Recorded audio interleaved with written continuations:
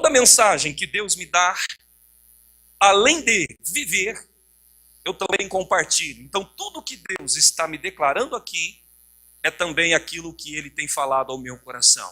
Está determinado, igreja? Então, observa, no livro de 2 Coríntios, vamos lá, queridos. Pastor, eu visito a igreja, é a primeira vez, é a segunda vez que eu estou. Fique à vontade, glória a Deus pela tua vida e que o Senhor te abençoe de uma forma extraordinária. E você que já é da casa, glória a Deus pela tua vida e presença nessa noite. Glória a Jesus. Vamos lá, 2 Coríntios capítulo 4. Porém, eu vou pedir para você não ler, apenas se localizar e depois vamos ler juntos. Quero fazer a introdução para você entender esta mensagem. 2 Coríntios capítulo 4. Quantos encontraram? Digam amém. Então vamos lá. Diga para o seu vizinho, aperte o cinto. Glória a Deus. Observe. Deus me deu um título nessa mensagem e eu coloquei, segundo a direção do Espírito, o título chamado Crise Existencial. Vamos no 3 dizer essa frase. 1, 2, 3. O que é isso? Existem vários níveis de crise social ou crise existencial. Existem várias fases e várias formas de crises existenciais. Crises existenciais é quando uma pessoa está perdida no que fazer, no que ser. Crise existencial é quando nós temos tantas coisas para fazer, mas estamos perdidos por onde começar. Quem é que já se sentiu assim?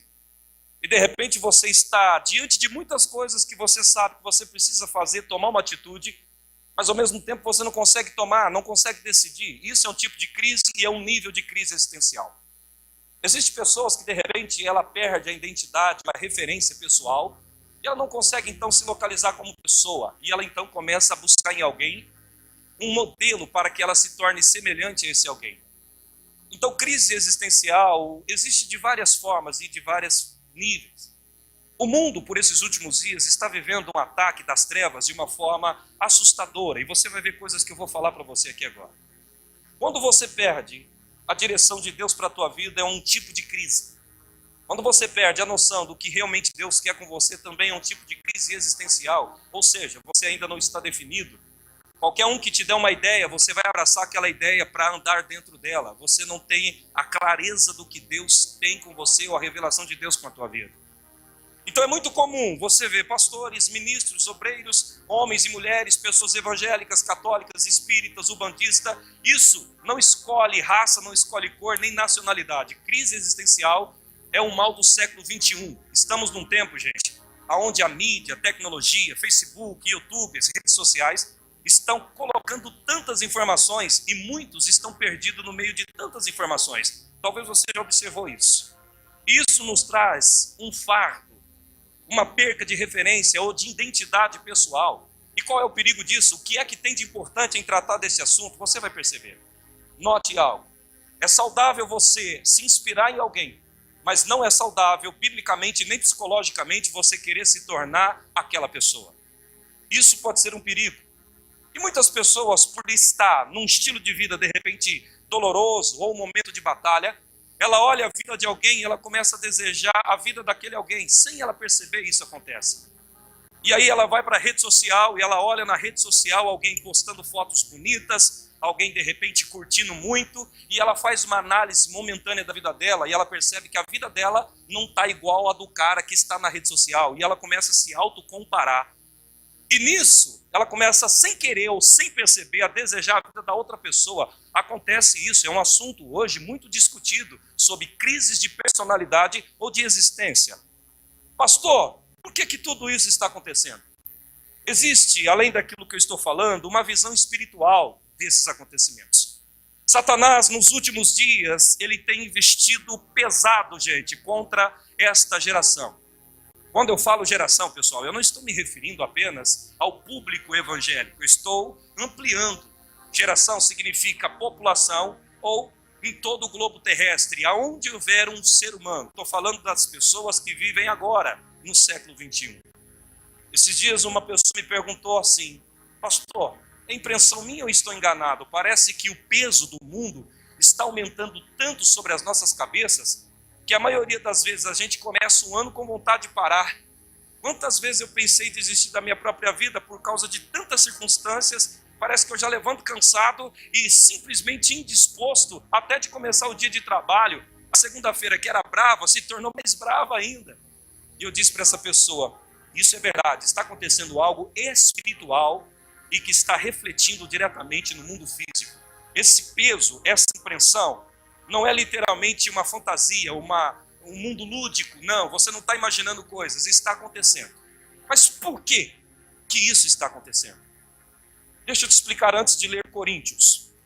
A Bíblia fala que Deus é um Deus geracional. Quando você estuda sobre o caráter de Deus ou a forma que Deus trabalha, você observa que Ele é um Deus que fala de tempos específicos, datas específicos, e Ele faz promessas para pessoas determinadas. Note que quando Ele pega a Noé, Ele diz, Noé, eu vi no estilo de vida que você vive, estou tirando você daí, porque o mundo já vai se acabar. Faz para ti uma arca e entra com a sua família. Ok, Deus fez uma promessa para Noé e cumpriu. Gênesis 12, Deus olha para Abraão e diz o seguinte, Abraão, eu vou fazer de você uma grande nação. Então Deus fez uma promessa para Abraão e para a geração de Abraão. Agora observa algo interessante. Dependendo da sua idade, essa palavra tem tudo a ver com todos nós aqui hoje. Amém, queridos? Então observe algo interessante nisso. Abraão, é você e os que vão nascer de você que carrega essa promessa que eu estou declarando. O que isso significa?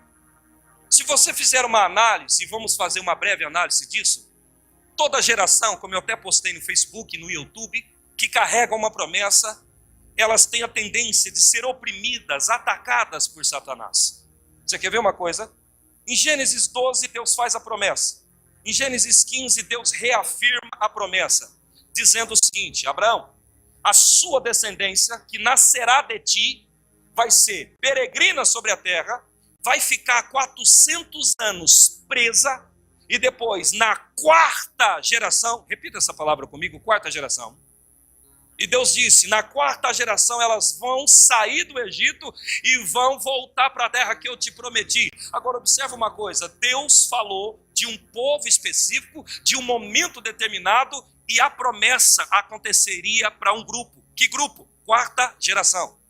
Para quem não sabe, quando Deus disse a Abraão, quarta geração, Ele estava falando de Jacó e de José. Então observa, se você estudar toda essa trilogia que eu estou dizendo, você vai perceber que quando aquele povo está lá no palácio do Egito de Faraó, eles começaram a se multiplicar. Qual era a promessa de Deus com Abraão? Se tornar uma grande nação, se tornar uma nação numerosa. Então essa era uma das promessas. Observa então que o Faraó, ele observou esse crescimento do povo de Deus e ele colocou um edito, ele colocou uma ordem, declarando o seguinte, vamos aumentar a carga de trabalho sobre esta geração, para que eles não tenham tempo de se relacionar sexualmente falando. Por quê? Vamos trazer cansaço, exaustão física, então eles não vão ter tempo de se relacionar sexualmente falando à noite, e a cambada de filhos, tipo assim, vai parar de nascer. Então observa, a primeira coisa que o diabo tentou fazer com esta geração que carregava uma promessa, era abortar a promessa. Como? Oprimindo aquela geração. Deixa eu dar uma aspa na mensagem aqui. Toda opressão que você sofre é indicação de uma promessa que você carrega. Alguém diga amém por isso? Observa o que eu vou falar. Analise. Toda opressão, todo aquele momento que você quase desiste da vida, tudo aquilo que de repente te deixa quase que sem vontade de viver, pode ter certeza, Satanás, é possível que ele tenha observado, analisado, viu algo em você que nem mesmo você foi capaz de ver. Então observa, uma geração que carregava uma promessa de multiplicação, o diabo colocando pressão sobre eles para que eles não vivessem a promessa. Agora olha a segunda fase da promessa, que na quarta geração, além de multiplicar, eles também sairiam da prisão, voltando para a terra prometida. Observa uma coisa, gente, note isso. De repente, então, eles começaram a também ser oprimidos. Como? Literalmente. Esse faraó, ele dá um edito, ele cria outra norma. Ele manda matar todas as crianças recém-nascidas, incluindo os meninos. Mas por quê? Satanás, ele sabe identificar, através das escrituras, o tempo de cumprimento.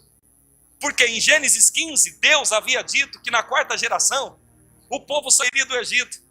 Então o que é que Satanás fez? Observou o tempo e a geração que era para acontecer a promessa. Então o que é que começa a acontecer? O diabo, para impedir então a promessa que Deus disse de acontecer, ele começou a mandar aumentar a carga de trabalho. Ele começou a mandar, literalmente, a matar as crianças, principalmente os meninos. Por quê? Dos meninos nasceria Moisés, que futuramente libertaria o povo de Deus. Então, pastor, o que é que significa? Presta atenção, eu vou simplificar. Todavia, gente, que alguém recebe uma promessa de Deus, seja ela qual for, seja ela para qualquer área, essa geração, ela vai passar por um certo tipo de pressão, ou seja, tentativa de Satanás para abortar o que você carrega. Você quer ver uma coisa? A Bíblia diz, e no livro de Lucas 21, anote, não dá tempo de ler agora, diz o seguinte, que de repente Deus olhou no coração de Jesus e liberou uma palavra dizendo: na geração da figueira, não passará esta geração sem que o Filho do Homem volte para buscar a igreja. Pastor, o que significa isso? Deixa eu te dizer uma coisa. Toda vez que você olhar para a palavra de Deus e você vê esse nome figueira, está falando de Israel. Israel, na Bíblia, em linguagem escatológica ou figurativa, é em formato de figueira, uma árvore. Então Deus, através de Jesus, ele mencionou: quando passar a geração da figueira e quando a figueira florescer, então esta geração me verá voltar. Para quem é essa geração? Ou quem é essa geração? Para quem não sabe, somos nós. A Bíblia, de uma forma muito direta, ela diz que nós somos a geração que vamos ver Jesus nos ares e que literalmente vamos ver indícios, anúncios muito mais fortes do arrebatamento. Então Satanás, ele sabe que esta geração não é qualquer uma, é uma geração marcada para acontecer um avivamento. Diga glória a Deus. E como é que o diabo sempre tentou abortar uma promessa? Matando a geração que carrega a promessa. Você notou que por esses últimos dias muitos pastores tiraram a vida? Você já percebeu que padres, bispos, arcebispos, presbíteros estão desgastados ao ponto de arrancar a própria vida? Pessoas envolvidas com a fé, ao invés de estar forte, parece que estão mais fracos do que quem está lá fora. Já notou isso? Esse é o peso que o mundo está exercendo. Por quê? Nós não somos qualquer povo. Nós somos a geração, como diz a Bíblia, a geração da figueira. Ou seja, a geração que vai ver o retorno de Cristo. Alguém pode aplaudir a Jesus por isso? Agora, deixa eu te provar, presta atenção. Lembra no livro de Mateus e Lucas também fala que quando Jesus veio ao mundo, de repente está lá José e Maria, lá dentro da estalagem do curral, tendo Jesus, e de repente ficou espalhando-se a notícia que Jesus nasceu. Logo Herodes, que era um ditador romano, ele queria saber aonde é que Jesus havia nascido, para tentar matar Jesus. Então ele, não achando Jesus, o que é que ele fez, gente? Ele mandou matar todas as crianças recém-nascidas. Quem lembra disso, diga amém. Por quê? Satanás sabe que lá no livro de Isaías está escrito que em Belém, e naquela data em que Jesus nasceu, nasceria o Salvador do mundo. O que é isso? Satanás é um bom observador. Ele analisa em que tempo vai acontecer a promessa que está determinada na Bíblia. Então o que é que ele fez? Consultou a Bíblia. Ele olhou para o livro de Isaías, que já anunciava a volta de Cristo justamente naquela data. E o que ele soprou no coração de Herodes? Vai e mata todos os recém-nascidos. Quem sabe o Salvador do mundo morre no meio desse bando de gente que vai ser assassinada. Então o que significa? Por que aquelas crianças foram oprimidas? Por que aquelas crianças morreram? Por que Herodes mandou matar todos os bebês recém-nascidos?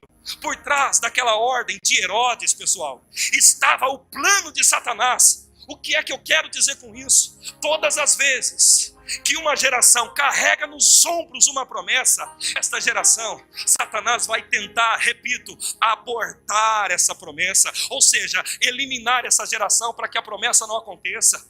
Por isso que você está aqui hoje para ouvir o quê, pastor? Você é uma geração escolhida e depressão não vai morar no teu coração e nada disso, porque Deus vai te guardar. Aleluia! Observe algo. Quando a Bíblia diz em Lucas sobre a geração da figueira, Jesus disse: conte uma geração, então não passará esta geração sem que veja ver o Filho do Homem voltar entre as nuvens. Para quem não sabe, o tempo de uma geração bíblica é de 70 anos de idade. Em 1948, Israel completou 70 anos de nacionalidade. Como assim? Antes de 1948, Israel não era reconhecida como nação. Então, em 1948, as nações reconheceram ela como realmente civilização. E aconteceu o quê? Ali começou uma contagem.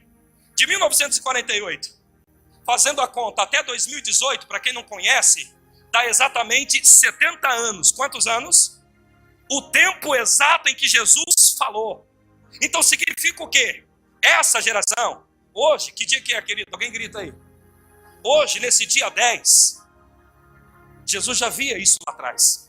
Quando ele disse, conte uma geração, ele estava falando que depois que terá 70 anos que Israel florescer, ou a figueira florescer, então esta geração verá a minha volta. Nós, para quem não conhece, escatologicamente falando, somos a geração que verá Jesus nos ares. Diga glória a Deus. Então qual é o plano de um inimigo agora? Oprimir esta geração. Fazê-los tirar a própria vida. Arrancar a força de viver, levá-los ao cansaço extremo, desviar os jovens, acabar com os portadores dessa promessa. Porque todavia que você olhar na Bíblia, gente, todavia que você vê uma pessoa que carregou uma promessa, observa o diabo oprimindo, o diabo tentando matar, o diabo tentando desgastar, provocar cansaço. Por isso que Deus te trouxe aqui nesta noite para te dizer uma coisa: Ele te fortalecerá em nome de Jesus. Mas não é por aí, eu não estou pregando ainda, eu só estou colocando a introdução, eu vou pregar agora. Vamos lá? 2 Coríntios, capítulo 4. 2 Coríntios, capítulo 4, versos 6 e 7. Deus vai falar muito com você, observa. Pois Deus que disse, das trevas resplandecerá a luz, é quem brilhou em nosso coração, para a iluminação do conhecimento da glória de Deus, na face de Jesus Cristo. Verso 7. Temos, porém, este tesouro em vaso de barro, para que a excelência do poder seja de Deus e não para nós. Observa algo interessante nesse texto. Esse texto está falando que Deus, o arquitetor de todo esse universo, Ele colocou projetos valiosos, Ele investiu em você. Quando você leu comigo na Bíblia essa palavra dizendo... e Ele colocou tesouros dentro de vasos de barro, isso é uma indicação que, primeiro, você é o vaso de barro, todo mundo sabe disso, e o tesouro que a Bíblia está citando são habilidades, qualidades, investimentos que Deus colocou dentro de você. Diga comigo, eu carrego o investimento de Deus. O que o senhor está querendo dizer com isso, pastor? Simples.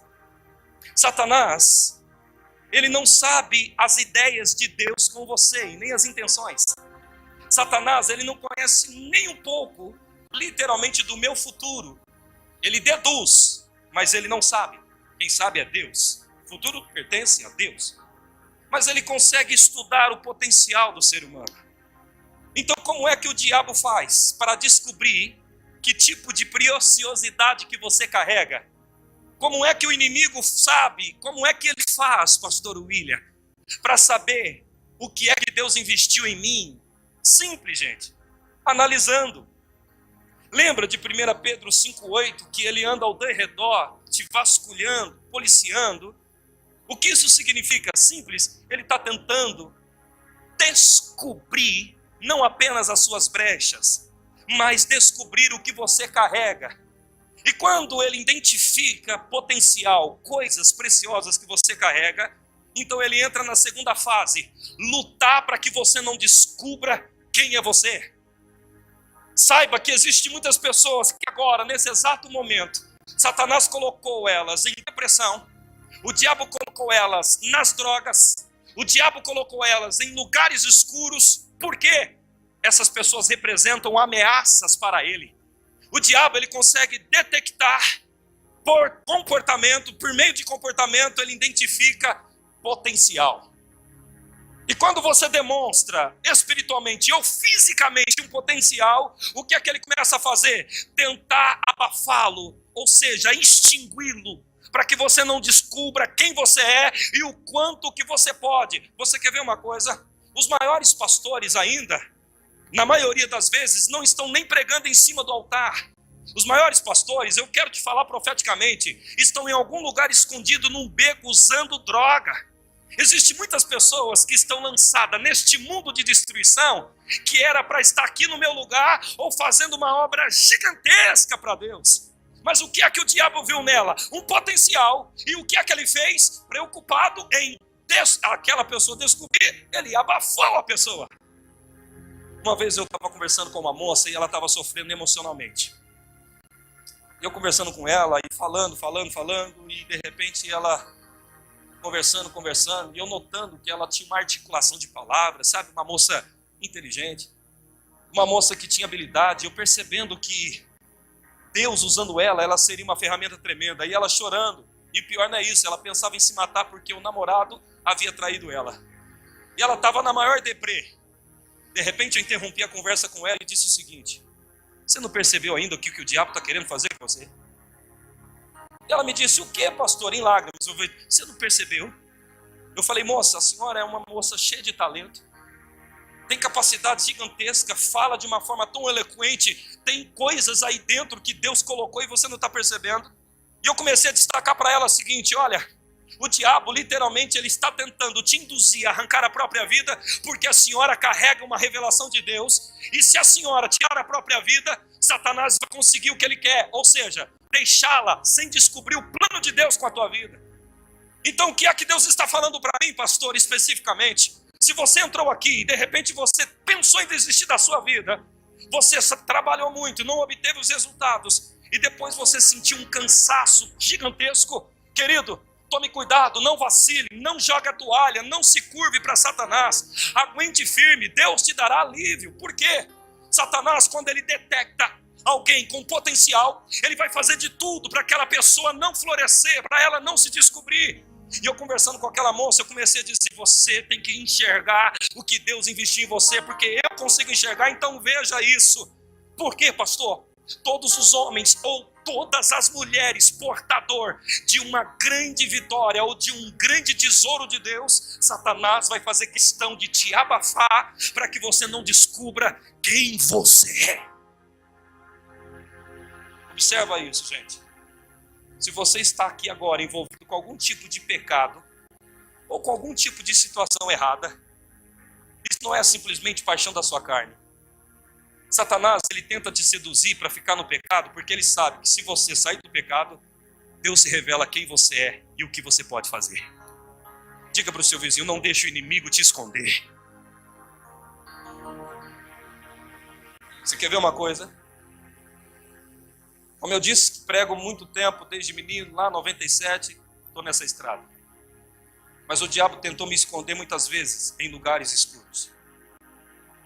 Se eu não me engano, com 21 anos, eu dei uma escorregada a sair da presença de Deus. Não lembro exatamente se é por aí. E nesse período eu me recordo que eu fiz coisas tristes e escandalosas que eu me envergonho de dizer e lembrar. Me arrependi delas e nunca mais voltei para elas. Só que um dia, eu revoltado comigo mesmo, não com Deus, eu fui então até um centro de bruxaria. Pastor, o que o senhor foi fazer? Escute a história, já disse isso aqui, mas veio à tona, alguém vai ser edificado por isso. Eu estava revoltado, eu queria desistir da vida. Por quê? Eu sabia que eu era um missionário chamado para pregar a palavra e ganhar pessoas. Eu estava bêbado, desviado, eu estava literalmente num caminho que não era de Deus, e eu sabia. Eu me lembro que quando eu ia a festas, eu pensava: gente, se eu morrer hoje, o inferno vai me esperar, porque eu estava fora da rota de Cristo. A vida de um desviado não é simples, não é fácil. Ele dorme com medo, ele levanta com medo, ele anda em desespero, porque ele sabe que ele está num caminho de ilusão.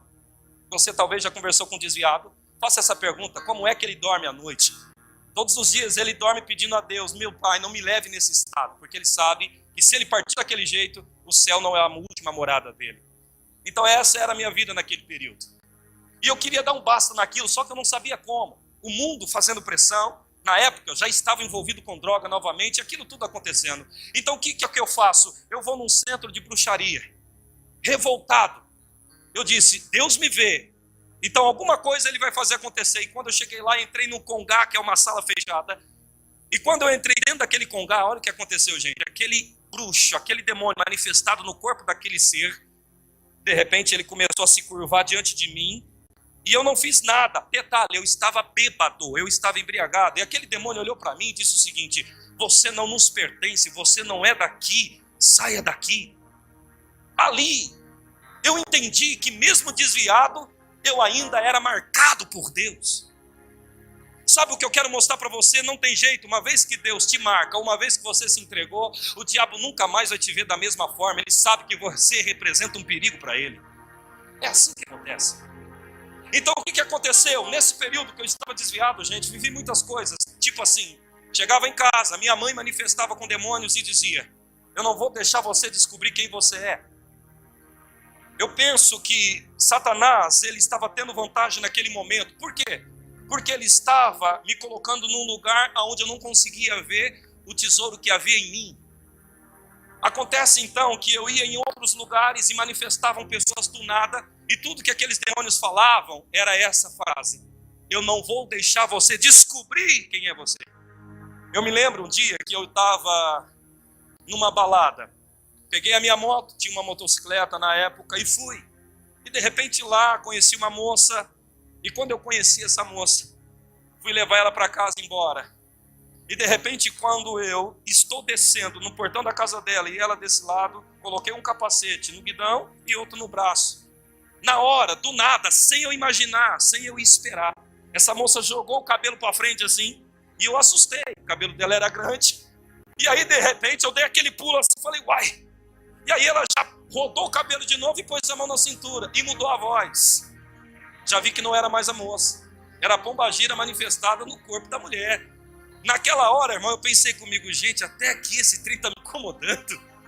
Não adianta, é assim que o diabo passa a te ver, quando você descobre quem você é em Deus. E aí, acontece então que de repente, ela começou a rodar a saia, e começou a falar que vai me matar, começou a falar que não vai me deixar eu me levantar, que não vai me deixar eu descobrir quem Deus é em mim. E aí o que eu fiz? Eu aproveitei, uma hora que ela baixou a cabeça assim, montei na moto, saí correndo com a moto, nem liguei a moto. Eu falei, quê? Não vou nem pôr a mão, e saí correndo. Sabe o que isso me faz entender? Que a tentativa de Satanás é de fazer ir para um lugar tão distante, aonde você não consiga enxergar o que há de Deus na sua vida. Depois então, eu me abracei de novo com Jesus. Eu me entreguei de novo a Cristo. E aí depois que eu me entreguei, a glória da segunda casa foi maior do que a primeira. Hoje eu não tenho noção de quantos pastores eu ungi. Eu não tenho noção de quantas pessoas eu batizei. Eu não tenho ideia de quantas pessoas foram ganhas por mim, ou seja, pelo Espírito Santo através da minha vida. Abri várias igrejas pela nossa nação brasileira. Levantei obreiros, levantei presbíteros. Tem igrejas espalhadas que eu edifiquei. E para a glória de Deus, pelo Espírito Santo na minha vida, elas existem, elas estão grandes. Igrejas médias, igrejas pequenas, igrejas de repente não tão grandes, mas existem. E aí eu começo a analisar como o diabo teria ganhado se de repente eu não tivesse voltado para Cristo e Ele me revelado o que eu carrego. Diga para o seu vizinho, você carrega algo importante.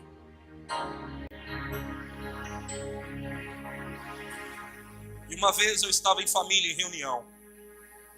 E aí um demônio manifestou numa pessoa que estava entre nós.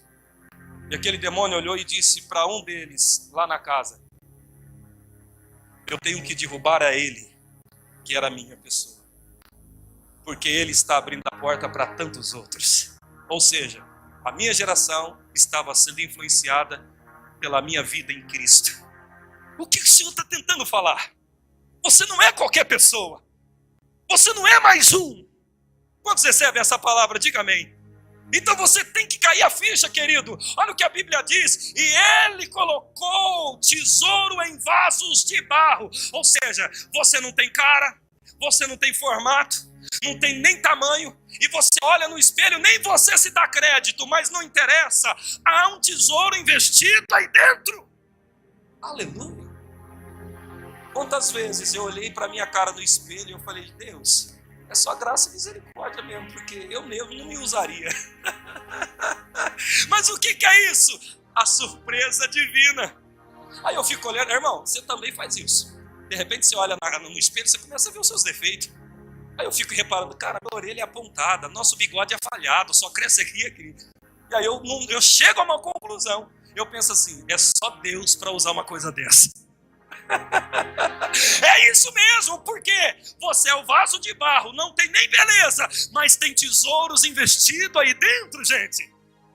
Seja sincero, já teve aquele dia que você olhou no espelho e falou, nossa, meu cabelo não era esse que eu queria? Quem já fez isso, mulherada? Esses dias eu vi o meu cabelo, irmão. Você percebeu que atrás aqui não tem, né? Mas não estou ficando calvo, eu aprendi uma. Meu cabelo está sendo arrebatado aos poucos. Entendeu? Não estou caindo o cabelo, estou sendo arrebatado aos pouquinhos. Vai chegar um dia aqui que você vai ver só meu pé nesse altar. Porque o corpo foi arrebatado. Mas acontece que esse texto fala de uma forma muito precisa e poderosa de pessoas que carregam coisas e nem elas se deram conta disso ainda. Ou seja, Satanás, ele tenta fazer você ficar despercebido ou despercebida. Ele quer arrancar a consciência de quem você é. Então, pelo amor de Deus, não acabou só porque a coisa está difícil. Não é o último estágio só porque você não está sorrindo. Não, irmão, ainda tem coisas que serão reveladas, que estão escondidas aí dentro. Então, em nome de Jesus Cristo, não deixe o diabo roubar esta consciência de vocês. Entenda, tem coisas preciosas aí dentro. Você é o vaso de barro, mas Deus investiu coisas preciosas aí dentro. Diga para o seu vizinho, parabéns, Deus te escolheu em nome de Jesus. Gente, pode glorificar com as palmas ao Senhor. Aleluias. Glória a Deus. Depois que Deus colocou essa palavra no meu coração, eu nunca mais permiti o diabo me enganar. Porque tem muitas ocasiões que ele tenta te mostrar que você não pode, que você não é, que você não vai. Principalmente quando a coisa não está boa como você queria. Mas não permita esse engano entrar mais na sua mente. Quer ver uma coisa? O plano de Deus aonde começa? Vamos lá, Jeremias capítulo 1. Jeremias capítulo 1, gente. Glória a Deus. Jeremias capítulo 1, versos 4 e 5. Diz o seguinte: veio a mim a palavra do Senhor dizendo, antes que te formasse no ventre, te conheci. Antes que saíste da madre, te santifiquei. As nações te dei por profeta. Olha para cá. Se você analisou, Deus está dizendo, Jeremias, você ainda não havia nascido e no ventre da sua mãe eu já tinha te escolhido e santificado. Talvez você ouvindo isso, você pensa, é para Jeremias. Não, é para você também. Por quê? Leia no livro de Efésios e você vai achar o seguinte, vos elegi em mim antes da fundação do mundo. Então há uma escolha que Deus fez antes mesmo de você existir. E essa escolha foi de um projeto de vida com você. Agora observe uma coisa, irmã, analise isso, queridas, queridos. O projeto que Deus começa é quando o ser humano ainda está no ventre.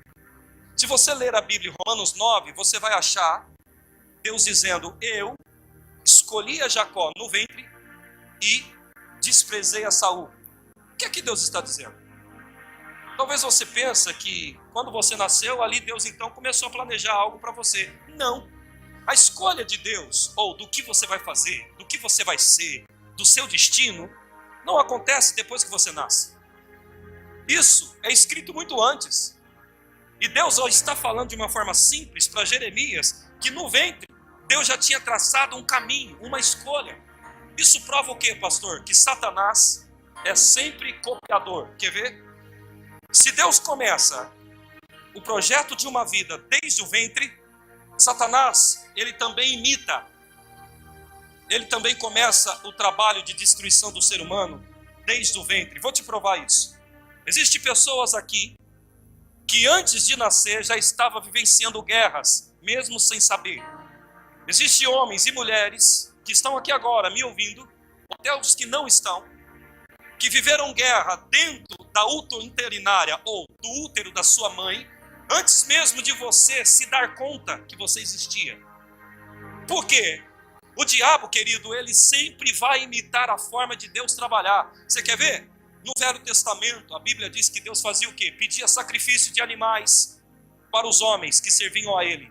Aí você hoje olha nos centros de bruxaria, lá está o diabo pedindo sacrifícios de sangue de animais. Mas quem é que começou com isso? Deus. O diabo apenas copiou. Se de repente você ir dentro de um centro de bruxaria, você vai ver que tem tabaques, tambores, tamborim e tantas outras coisas. Aí alguém diz, pastor, mas isso, tamborim, atabaque, é a obra do diabo. Não. Você não viu na Bíblia que foi Deus que criou todas as sortes de instrumento?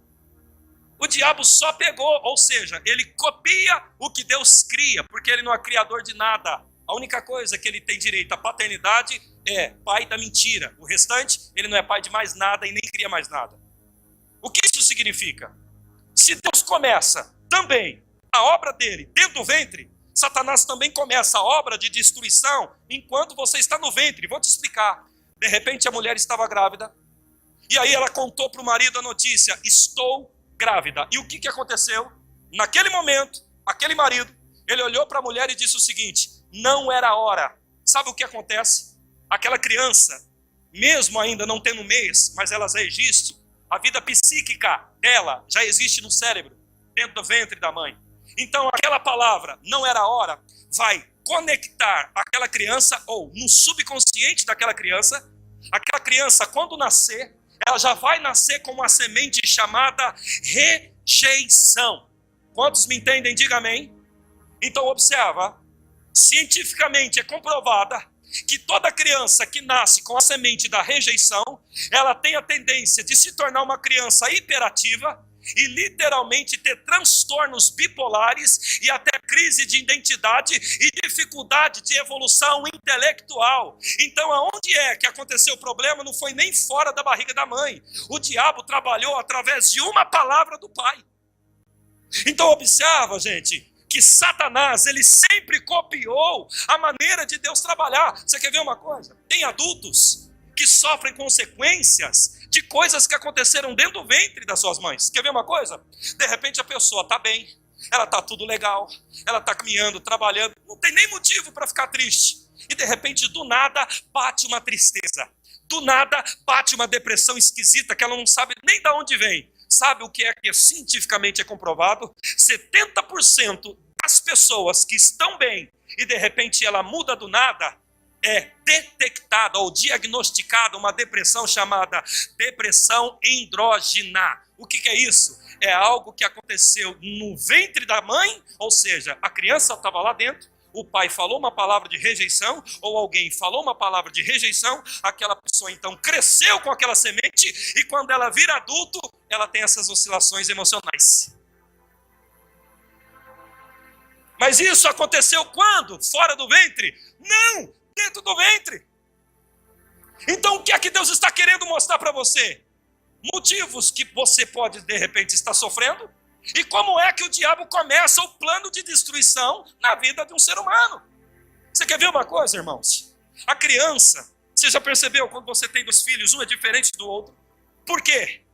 Simples, a criança quando ela está dentro da barriga da mãe, aquele clima ou ambiente em que ela foi gerada, ela herda, ela recepciona todo aquele clima e ela nasce de acordo com aquela condição de informações que a mãe dela recebia enquanto ela estava grávida. Se você analisar os seus filhos, você vai perceber que de repente um é mais agitado, de repente você vai perceber que um é mais tranquilo, de repente você vai perceber que um é mais nervoso. Agora, se você fizer uma retrospectiva, você vai ver que na gestação daquele que é nervoso, você passou muita ira, muita raiva, alguém te tirou a paciência. Mas se você notar, de repente naquele que é mais tranquilo, naquele que é mais calminho, a geração que você teve, ou a gestação, você estava mais em paz, mais sossegado, mais soft. Então aquela criança nasceu de acordo com o ambiente em que ela estava sendo gerada. O que é que acontece? Quando um casal recebe a notícia de uma criança no ventre da mãe, e eles começam a estabelecer briga dentro do lar, e eles começam a destruir, a brigar, aquela criança está sendo destruída ainda no ventre, gente. Diga para o seu vizinho, alerte outras pessoas. Pastor, o que o senhor está querendo mostrar? Da mesma forma que o diabo trabalha para destruir, o que Deus faz para construir uma pessoa no ventre, Satanás também trabalha para destruir. Você quer ver uma coisa? Eu vou te identificar coisas aqui que talvez aconteça com alguns. O excesso de desconfiança de si mesmo, ou seja, eu não sou capaz, eu não consigo. Você sabia que é um nível de depressão endógena também? Porque o ser humano, quando ele nasce, o campo psíquico dele não tem nenhuma informação de impossibilidade. A informação de impossibilidade é plantada ou implantada. Então, por isso, quando você estiver grávida, você tem que tomar cuidado qual é o ambiente que aquela criança está sendo gerada. Por quê? Ela vai nascer da mesma forma daquele ambiente. O que é isso, pastor? Vigilância. Porque Satanás tem planos com você. E quais são eles? Destruir você. Você sabia que pessoas que carregam esses tipos de complexos herdados dentro do ventre, elas têm mais dificuldade de desenvolvimento emocional, financeiro e relacionamento? Ela tem a tendência de ser um pouquinho mais atrasada. Por quê? Um hormônio chamado citocina é comprometido. E o que isso faz, pastor? Me aumenta a intelectualidade, a capacidade de resolver coisas. O que o senhor está falando, pastor, de ciência? Não, estou falando da Bíblia. Por isso que você tem que entender uma coisa em nome de Jesus. Se você viveu uma coisa disso, se você foi rejeitado no ventre, sabe qual é a melhor cura? Orar. E qual mais? Ser ministrado como você está sendo aqui agora. Porque a palavra liberada, ela cura espiritualmente e ela também cura emocionalmente. Você quer ver uma coisa? Ei, estou falando de um assunto que eu tenho propriedade para falar disso. Observa, toda pessoa que tem um nível de insistência baixa, isso é complexo. Complexo de inferioridade, gente, não é só alguém que tenha vergonha de se comunicar em público ou de se expor. Complexo não se define apenas de uma palavra, é várias. Então alguém que tem dificuldade de ter confiança e de insistir no que quer, é um nível de complexo. E aonde é que isso pode ter sido gerado? Numa rejeição que você sofreu algum tempo da vida. Não só no ventre, mas também fora do ventre. Quer ver? Quem tem filho de 7 anos, levante uma das mãos. O seu filho de 7 anos, quando ele inteira 7 anos, ele fecha a condição de caráter dele. Então tudo que ele se tornou é mediante esses 7 anos que ele recebeu de informações com a senhora e com o senhor. Depois disso, vai ser só moldagem. Então o período de 7 anos de uma criança é muito nutritivo. Você importantemente falar, você pode, você consegue, você faz. Por quê? Depois que a criança fecha esta parte com 7 anos, as outras coisas é só uma pequena moldagem. Quantas mães, se soubesse disso antes, ela teria trabalhado no filho melhor.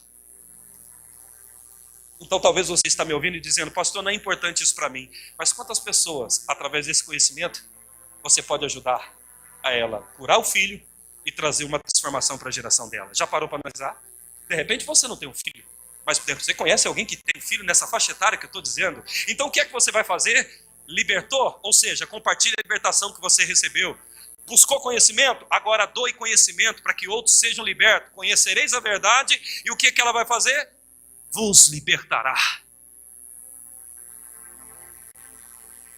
Pastor, isso é sério? É a palavra de Deus que eu estou querendo ensinar para você aqui, irmão. Pastor, acabou? Não, eu quero detalhar, mas eu quero dizer uma coisa aqui. Tem muitas pessoas que estão sofrendo hoje, mas esse sofrimento não começou nem fora, lá dentro do útero. Algumas tiveram maior dificuldade para nascer. Ficou tantos meses na UTI, quase que não viveu, mas só viveu porque Deus tinha um plano. O que é isso? É obra do acaso? Não, tentativa do inimigo. Deixa eu dizer uma coisa, irmão. Você sabia que no mundo espiritual você é assistido? Depois você anote, 2 Coríntios capítulo 4, 9, diz o seguinte, Paulo, nós somos assistidos por anjos e por homens. Somos assistidos por que, igreja? Anjos e homens. E se você olhar no livro de Lucas, você vai ver que quando Jesus nasce, além de um anjo avisar os reis, magos, esse anjo também declara que o céu se abriu e anjos assistiram o nascimento de Cristo. Deixa eu te mostrar uma coisa. Vem cá, Pablo, suba aqui para mim. Aplaude a Jesus pela coragem do Pablo. Suba. Você sabe imitar criança chorando, bebezinho? Você sabe sim, não me engana que eu gosto. Vem cá. Observa, fica aqui. De repente, a mãe do Pablo estava lá na UTI, ou no hospital, não sei onde ele nasceu. Você nasceu na manjedoura também ou não? Não, né? No hospital mesmo? Beleza. E de repente ela está lá, sendo preparada para ganhar o bebê, o Pablito. E aí acontece o seguinte. Diz a Bíblia, em Coríntios 4:9, que somos assistidos. Mas quando é que começa esse assistir? Quando é que os anjos e os homens nos assistem? Desde a hora que você nasce. Segundo a cultura dos judeus, baseado nesses dois textos, eles dizem que quando uma pessoa nasce, um anjo específico vai assistir o nascimento dessa criança. E esse anjo é aquele anjo que tem a ver com a chamada ministerial que você possui. Quando você estuda sobre isso, você descobre coisas profundas acerca do reino espiritual e você. Observa. Então, de repente, quando esse menino estava nascendo, chora aí, criança. Tá bom. Não está o choro, mas tá bom. Então, observe. Anjos vêm, demônios vêm, e os homens estão vendo ele nascer. Mas no reino espiritual, também estão vendo no reino oposto das trevas. Satanás está te observando. Além da Bíblia dizer, eu tenho uma experiência para compartilhar disso.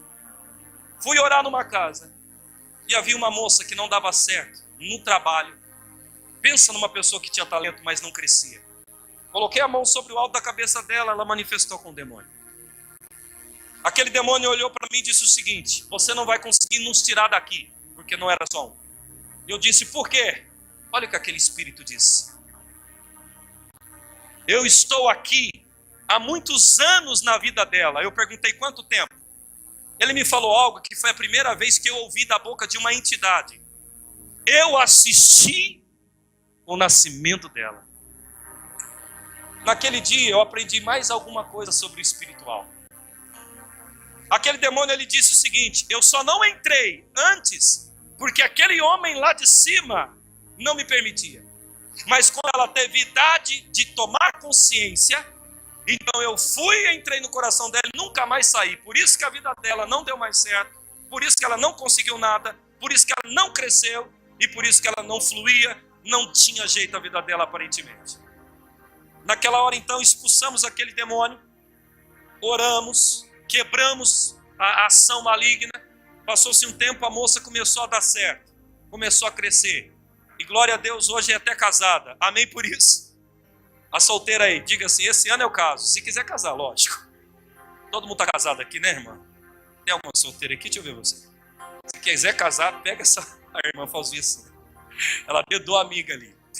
Então acontece que, ao nascer, querido, ao vir a este mundo, ao os doutores pegar você e dar o tapinha no bumbum e te fazer chorar, você não é assistido apenas pelos homens que estão ali no parto. No mundo espiritual também está acontecendo que você está sendo observado. Então isso aconteceu comigo, com o Pablo, com todos os seres humanos que estão aqui dentro. Então o que acontece? O diabo não sabe o seu futuro, mas ele consegue analisar e detectar o que, pastor? O seu potencial. E ele sabe que você, na mão de Deus, pode se tornar uma arma contra as trevas. Então o que é que ele faz? Te inibe, te constrange, ele te deixa deformado para que você não faça para Deus tudo aquilo que você nasceu para fazer. E aí ele tenta criar um ambiente onde você vai ser destruído emocionalmente, um ambiente onde você vai ser violentado emocionalmente, para que você não cresça no seu potencial máximo. Então, irmão, todo mundo que você vê andando por aí com depressão, saiba, o diabo viu alguma coisa dentro dela que ele não quer que essa pessoa descubra. Por isso que muitas vezes você é oprimido de uma tal forma, para que você não chegue no seu desenvolvimento maior. Obrigado, querido. Você quer ver uma coisa? Um líder ele não é formado. Ele nasce, ele só é lapidado. Deixa eu te explicar isso aqui. Observa o seu filho. A criança, quando ela nasce para ser líder, ela já é desde menino, desde menininha. Observa que de repente, você tem um filho, que ele é muito influente no meio do grupo socialzinho dele lá. Ele está brincando com um brinquedinho, as crianças podem estar lá no canto. Ela deixa de brincar com o brinquedinho dela para ir brincar com o seu menino. Já percebeu? De repente, o seu menino, ele fala assim, não, agora vamos todo mundo nadar. Todo mundo deixa de brincar com o que estava brincando, e o que é que eles vão fazer? Vai nadar como seu menino ou menina sugeriu. Você já notou que tem crianças que é influente sobre outros? Querido, não é só você que percebeu não, o diabo também tem uma visão desse garoto. Porque ele sabe que se esse garoto crescer, ele é um líder natural. Então, ele pensa, na mão de Deus esse cara vai me destruir. Então, ou vou seduzi-lo, ou vou oprimi-lo. Quer ver uma coisa? Já ouviu falar daquela facção PCC? Irmão, aquilo lá tem um cérebro de operação tremenda. Eu descobri que até aqui no Paraná esse negócio existe, infelizmente, mas é real. Olha só. Por trás dessa instituição existe um organizador. Não vou citar nomes. Mas pense comigo, na cabeça desse líder dessa facção, que inteligência ele tem e teve para criar essa articulação ao ponto de se expandir. Pode ter certeza, se você estudar o histórico desse líder como eu fiz, você vai perceber que ele não era líder, não se tornou líder depois que ele dominou a facção. Ele já nasceu com comportamentos de líder. Se você tem um líder em casa, ore dobrado por essa criança. Porque o diabo tem planos com ela também. De repente você tem um filho ou uma filha que ela tem uma capacidade de fala, de comunicação tremenda. Ótimo, só de ver a criança a gente sabe que ela vai ser alguém grande na vida. É assim ou não é? Você olha aquela criança e fala, nossa, mas como que ela fala? Logo se percebe que aquela criança não é normal. Ela tem alguma coisa especial nela e vai ser levantada para fazer algo. Mas da mesma forma que eu e você vê esse potencial, Satanás também percebe. E o que ele vai fazer? Ou ele vai tentar seduzir ou oprimir. Quer ver uma coisa? Lembra de Elvis Presley? Não. Lembrou desse cara? De repente, ele cresce dentro de uma família cristã evangélica nos Estados Unidos, em Michigan. E acontece o quê? Cantava em cima do altar, ministrava louvores a Deus. E aí acontece que o diabo começa a perceber que Elvis tinha um talento. O diabo tem planos, e são dos piores. Então ele observa e ele analisa que Elvis, na mão dele, arrastaria uma legião de fã. Então o que ele faz? Simples. Ele literalmente pega Elvis, faz uma proposta, ou seja, o diabo ele tem duas maneiras de trabalhar com o seu talento. Ou ele tenta te seduzir para que o seu talento seja utilizado por ele, ou ele tenta te abafar para que você não descubra o talento que você tem. Diga para alguém do lado, você tem um talento. Não, tá mole ainda. Pega na mão de alguém e diga assim, há uma coisa grande aí dentro de você. Aleluia. Se ele não conseguir te seduzir, então ele vai te oprimir. E aí o que ele fez com Elvis, pastor? Seduziu financeiramente. E aí você sabe que todo cantor, ele levanta uma legião de fã. Sim ou não? Quem foi da época dos Beatles aqui? Michael Jackson esse aqui, né? Qual é a do Beatle lá? Nem sei, não lembro desse povo. Não é da minha época, é do tempo da pastora Érica, não é da minha. Beatles. Anos 60, gente, é isso mesmo ou não? Você já viu a reportagem que trata sobre a geração dos Beatles? Você sabia que a geração dos Beatles foi a geração que mais morreu de câncer pulmonar? E cientificamente é comprovado através de pesquisas sociológicas que essas pessoas que se tornaram fã dos Beatles, eles também se tornaram fã do estilo de vida dos Beatles. Eles passaram a andar na vida largada que os Beatles andavam, eles passaram a querer beber, porque quando você idolatra uma pessoa no mundo, na música, você passa a querer viver o estilo de vida dela. Você já viu o cantor sertanejo? Ele anda de calça torando. Você já viu quem curte sertanejo? Igualzinho. Chapéu, bota e calça agarrada. Se sentar, rasga. Por quê?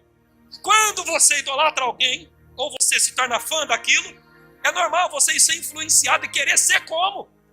E de repente a geração dos Beatles, para quem não conhece, estude sobre isso, você vai ver que foi a geração principal, desde que o planeta é planeta, que desenvolveu câncer pulmonar, porque a maioria dos Beatles fumava, inclusive John Lennon. Você sabia disso? Então significa o quê? John Lennon, ele não desenvolveu o talento. Ele nasceu, o talento só foi moldado e de repente cresceu um pouquinho mais. Então o que o diabo faz? Ele sabe que alguém de talento, na mão dele, vai levantar uma legião de pessoas deturpadas. Ele sabe que o seu talento, na mão de Deus, é uma arma contra ele. Então o que ele analisa? O seu filho, você, para ele descobrir o que é que você carrega. Que tesouro há investido em você. Eu tenho uma capacidade divina sobre a minha vida como você. Mas eu já identifiquei a mim, então eu quero compartilhar com você. Eu sempre tive habilidade de fala, gente. Comunicação. Sempre. Sabe, aquelas palavras mais difíceis que você puder imaginar. Assunto de astrologia, química, qualquer tipo de assunto. Vamos conversar que você vai ver que tem assunto para o A e para B. Mas isso é uma facilidade da minha mente. Deus me criou assim, a minha mente funciona assim. É desse jeito que eu trabalho. Tenho uma capacidade de memória incrível. Não estou me gabando, estou me compartilhando com você. Agora, Satanás sempre soube que eu, na mão dele, seria uma ferramenta de destruição. Então, quando essa palavra acessou meu coração, eu entendi o que Deus queria dizer para mim. Entenda uma coisa, irmão. O que é que Deus está tentando fazer? Se Ele não conseguiu te seduzir, então Ele está tentando te oprimir, para você não descobrir quem você é. Se Ele não conseguiu usar o seu talento, então Ele vai tentar esconder esse talento em você.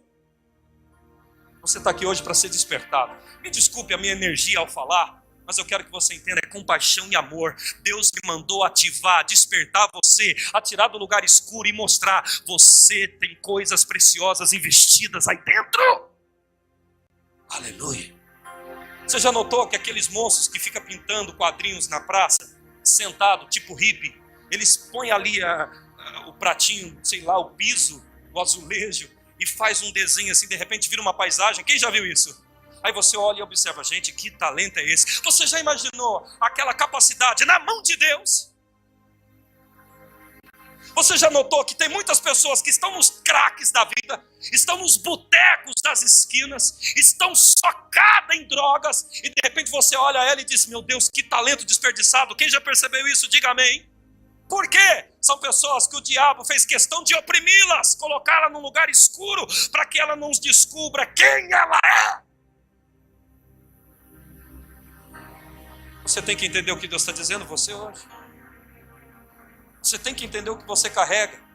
É possível que o diabo viu coisas em você que nem você mesmo ainda viu. Você percebeu que quando você vai num presídio, o Cleiton está aí, ele faz trabalho em presídio, Clodoaldo e outros. Você chega lá dentro, você ouve histórias e você sabe, você chega a perguntar por que esse cara está aqui dentro.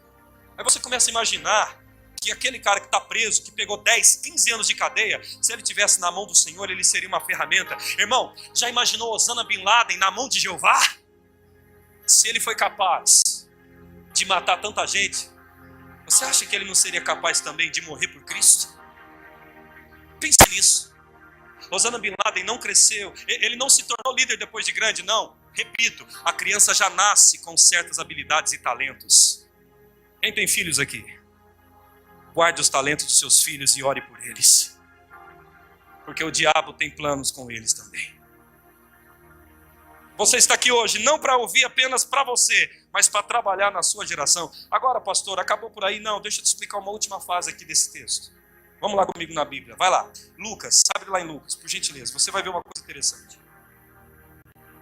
Se você estudar, você vai ver em 1 Pedro capítulo 5, versos 8. Ele anda ao vosso derredor, procurando o quê? Brecha, maneiras para te destruir. Lucas,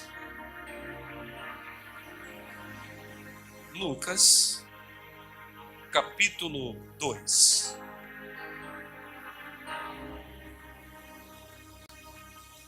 Lucas, capítulo 2.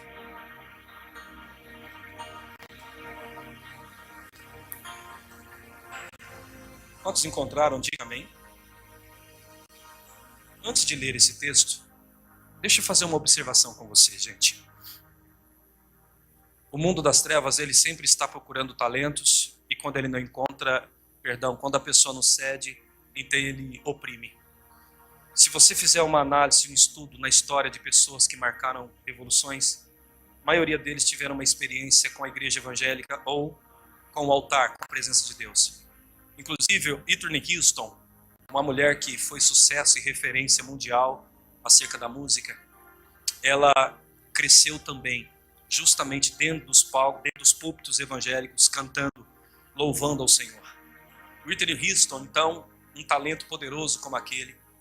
Então, o que é que o diabo faz? Seduz. Porque então ela levanta uma geração de pessoas.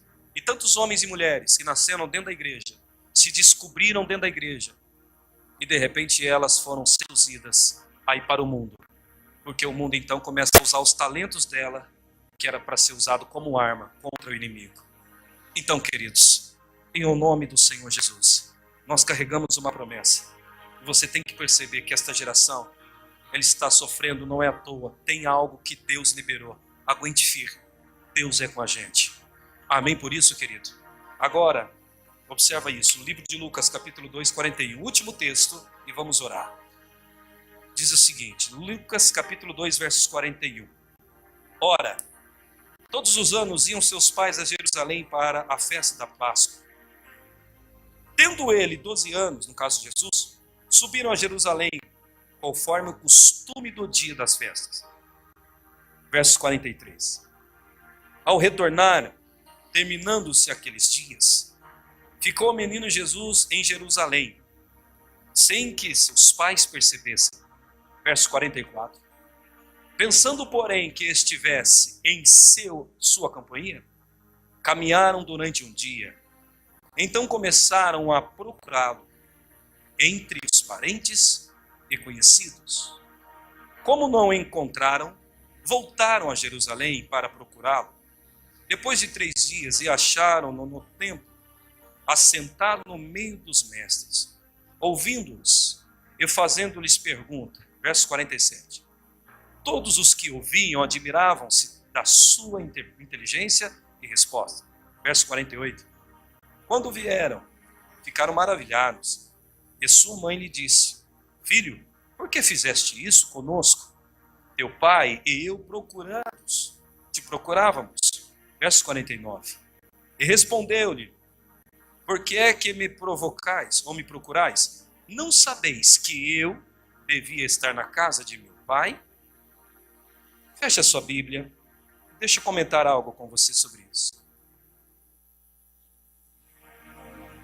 Nós estamos vivendo um tempo onde existe crises de existência, como eu falei, ou existencial. Jesus ali, ele estava junto com a família, foi sacrificar lá em Jerusalém, que era o costume da época, e eles moravam ainda em Nazaré, pessoal. Aí, de repente, então, depois que eles sacrificaram, Maria, José e os parentes e amigos voltaram para Nazaré. E aí ela olhou para o lado e ela percebeu que Jesus não estava. Só que ela pensou, o texto fala, não, ele deve estar aí com algum amiguinho, com algum parente que está conosco, ou alguém que veio com a gente. E aí eles não deram bola, continuaram andando. Só que aí passou um dia, eles perceberam que Jesus não aparecia. Então eles foram procurar entre os parentes aonde Jesus estava. E eles perceberam que Jesus não estava ali entre eles. E o que eles fizeram? Saíram do meio daquele grupo e voltaram lá para Jerusalém para procurá-lo. E eles procurou por 2 dias, inteirando o terceiro. E no terceiro eles acharam Jesus lá dentro do templo. E eles falam: meu filho, por que você fez isso? Por que você subiu? Por que você desapareceu? Jesus falou algo tremendo. Jesus disse o seguinte: não sabe que eu devo estar aqui cuidando das coisas do meu pai? Observa o que Jesus falou. Para José e Maria, Jesus estava perdido. Mas para Jesus, ele estava no lugar que ele deveria estar, cuidando das coisas do pai. O que isso demonstra? Jesus, primeiro, sabia a identidade dele, de quem ele era filho, e sabia a missão de vida que ele foi chamado para fazer. O que isso tem a ver? Simples, gente. Nós estamos diante de tempos onde a tecnologia aumentou, Facebook, YouTube, e você notou que toda hora você vê uma propaganda, ou no YouTube, ou na própria televisão, tentando roubar a sua identidade, criar necessidade, quer ver? De repente você está lá assistindo e do nada aparece a propagandinha. Para ser feliz, ou quer ser feliz, compre o Camaro amarelo. Ou quer ser feliz, compre passagens aéreas na Latam. Quer ser feliz, compre isso ou viaje para aquilo outro. Quer ser feliz? Então observa. O que o diabo faz, o que a mídia faz, é criar necessidades. Eles vão te informar, mas eles vão criar necessidades. Por quê? Aí você começa a entender o que eles estão dizendo.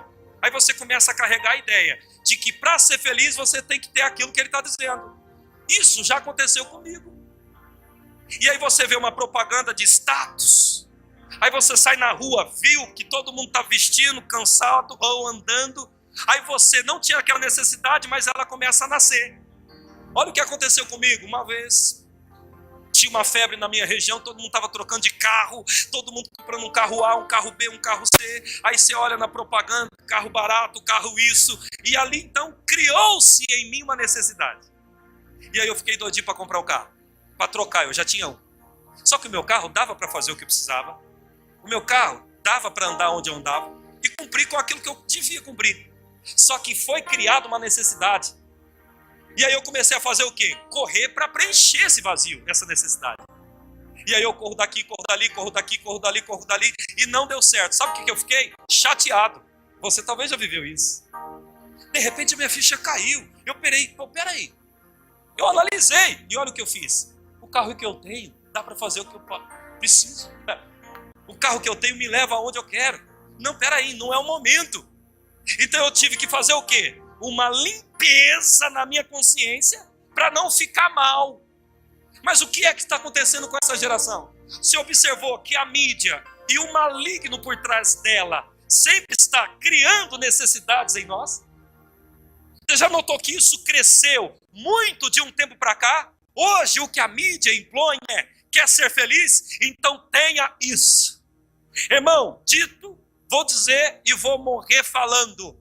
Rico não é aquele que mais tem, é aquele que menos precisa. Diga para o seu vizinho assim: seja feliz mesmo sem ter. Pastor, o que é que Deus está querendo fazer? Limpar a tua consciência. Não é porque você não alcançou tal coisa, não quer dizer que você não é feliz, querido. Vou te contar uma coisa, jovem. Cuidado com a mídia ministerial. Cuidado com o show de luzes no mundo gospel. Eu já vi jovens, não estou dizendo que vocês estão assim, mas eu já vi jovens ficarem angustiantes. Por quê? Qual é a definição que se tem de crescimento de ministério? É quando eu estou em evidência. Não. Mesmo que alguém não saiba que você existe, nem saiba que você está fazendo alguma coisa, você está fazendo. E você é tão importante quanto aquele que está visível. Então não espere chegar para ser feliz. Seja feliz até antes de chegar. Então o que é que Jesus está querendo me mostrar hoje, pastor? Gente, hoje de manhã um pastor se matou aqui em Camboriú. Segunda-feira, outro se jogou em São Paulo, da sacada do prédio. Na outra semana, uma presbítera de uma determinada assembleia tirou a própria vida. Estou falando por baixo. Mas o que é isso, pastor? É o mundo desfigurando o ser humano por dentro. Observa que o mundo te programou às vezes, ou a maioria das pessoas estão programadas assim. Se você não conquistar, você não é feliz. Se você não atingir, então você não está realizado. Se você não chegar lá, então quer dizer que foi tudo em vão. E o que o diabo está fazendo? Desfigurando as pessoas por dentro. Você é casado? Independente de qual seja feliz, mesmo sem realizar coisas que de repente você queria. Põe-se de pé, eu quero orar por você.